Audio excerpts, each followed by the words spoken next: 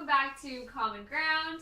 My name is Kinza Malik, and I have the incredible Jocelyn Stumer with me here today. Thank you. You're too kind. Welcome to the show. Thank you for having me again. Of course, of course. We have had Jocelyn on before, and we had quite a great conversation. Oh, very great conversation. Last time. Yes, very productive.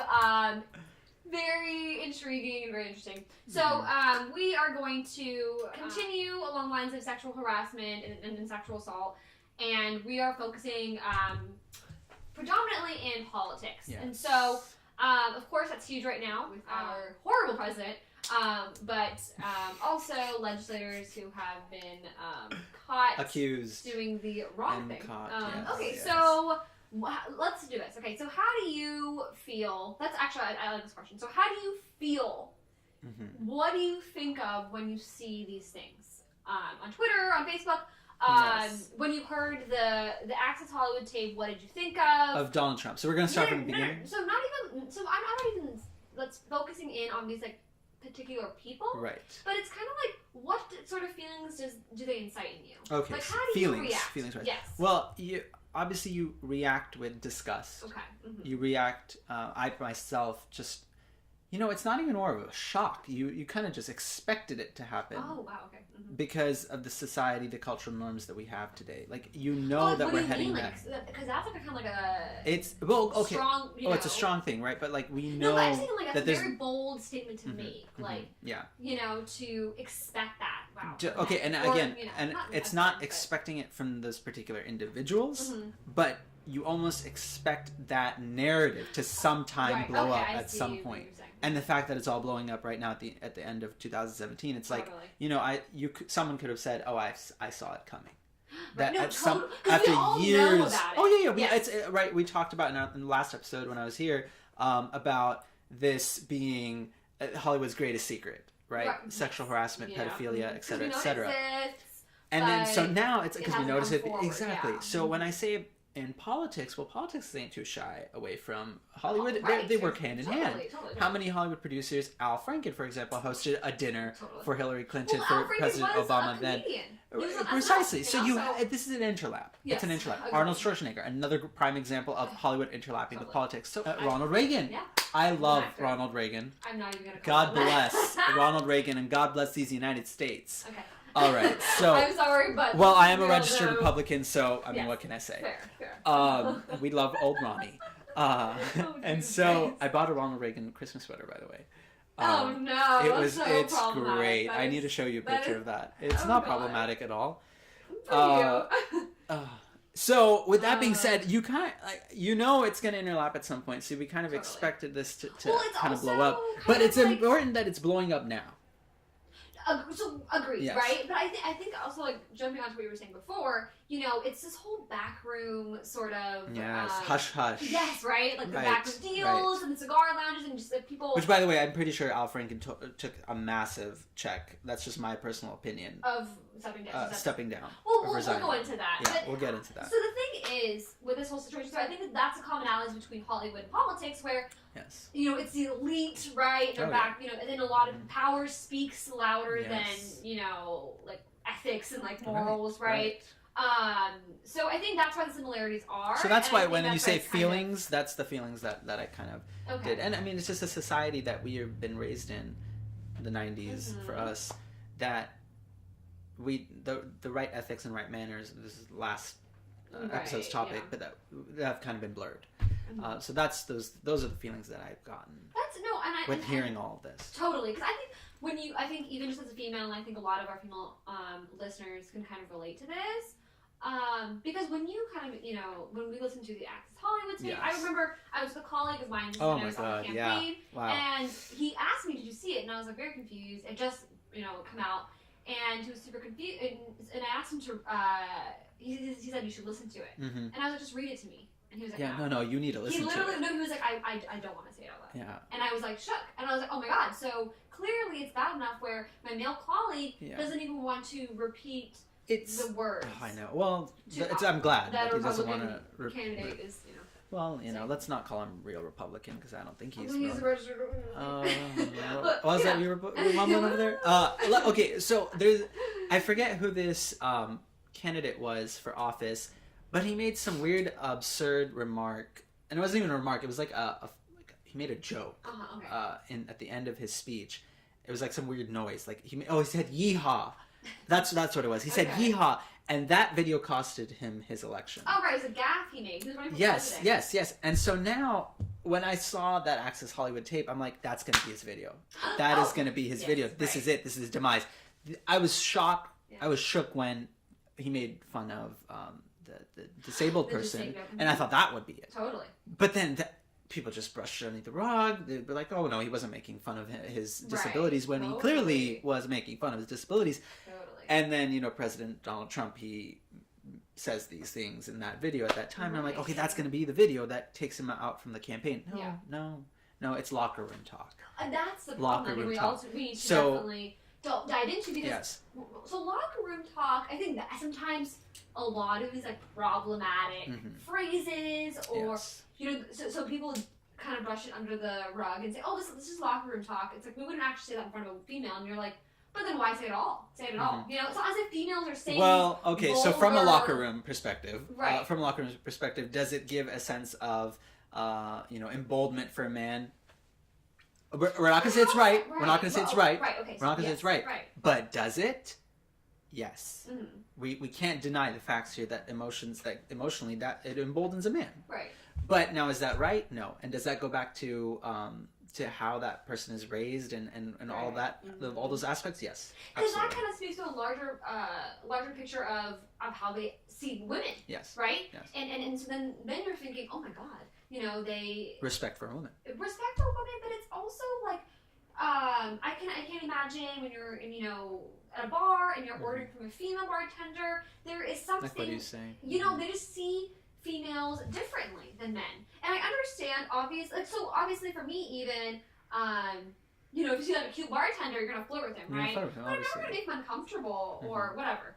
So I think that's the thing I think I had mentioned in the previous episode when we do talk about sexual harassment. So I understand and I recognize the whole attraction between the sexes. I understand that completely, but we're talking about there's a step past that, right? Yeah, there's a line. There's a line that's being crossed, yes, and to the point where it's unconsensual, and it's making the person uncomfortable, and it's unwanted attention. So I remember I had seen a tweet, someone like terrible troll was like, so I guess we can't hug women anymore, and that mentality was like, you think it's okay to just like come up and hug a woman. And it's not as if, and I think that way, right? Well, I look at it as that's complete satire at that point. Well, no, I'm saying in the sense where in a workplace, I don't want someone to expect a hug, right? Or come up to me just like, see, for me, like, I would never go up to a male and just like hug him because that's his personal space. Right. But if there's like a moment for it and you both like, oh my God, so well, and you hug him, that's totally, it's a consensual thing. Yeah, right. But then there's also... Well, this is a complete educational matter. Totally, right? Absolutely. But then there's also situations our boundaries being taught, boundaries. Yes. Right? Yes. Those same boundaries exist for men, but those exist for females too, right? And so, and if we look at them in an equal sense where, you know what, if there should be no expectations coming in to be able to grab someone's hand, whatever. There's personal space, and if you don't know the person, if you do know that person, there's a time and place for it. I do agree with that. Absolutely. But I think there's an expectation that men have sometimes, and I don't think all men, right? Yeah. I understand that there are great men out there who sometimes... Well, it's funny because, I was just, listening to the radio. This is kind of like the other aspect of it. Like, a woman will smile at a man, and a man will take that as a marriage proposal. Oh, completely. We've all been in that situation. Yeah, we've all been in that situation, it's being nice, right? You're just being nice, and my sister has this issue all the time. She says to me, like, people will interpret my comedy, her comedy, to as flirting. Oh, right. And it's like, no, that's just her personality. That's just who she is. When did all of a sudden women being nice? Well, there's a double standard here. There's a double standard. How we expect women to behave and how do we expect men to behave. It's a double bind, and then that's a big thing in politics and political science we learn about. Women have this sort of weird, situation where it's called a double bind, where they want to be, compassionate and a lot of traits that are seen typically as like a feminine trait, right? But then also they want to be taken seriously, so then they have to like all of a sudden embody a lot of masculine traits.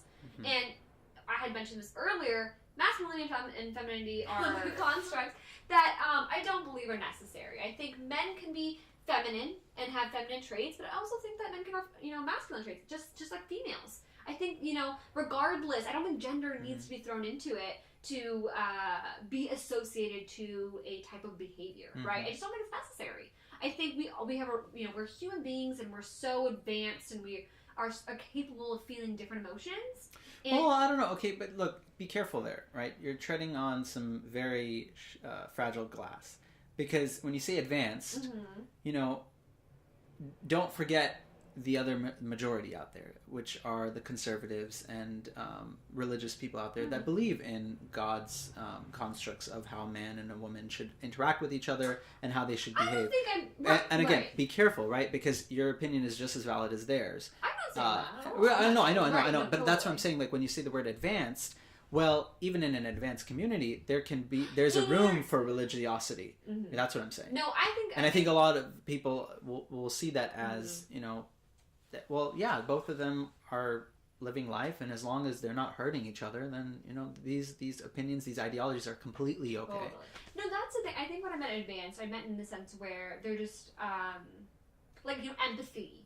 Yes. I meant more you empathize advanced, with others. I'm talking about more advanced emotions. And I believe anyone can feel this kind of... So I'm not just talking about, you know, sadness, anger, and happiness. I'm talking about, you know, the range of emotions that humans can feel.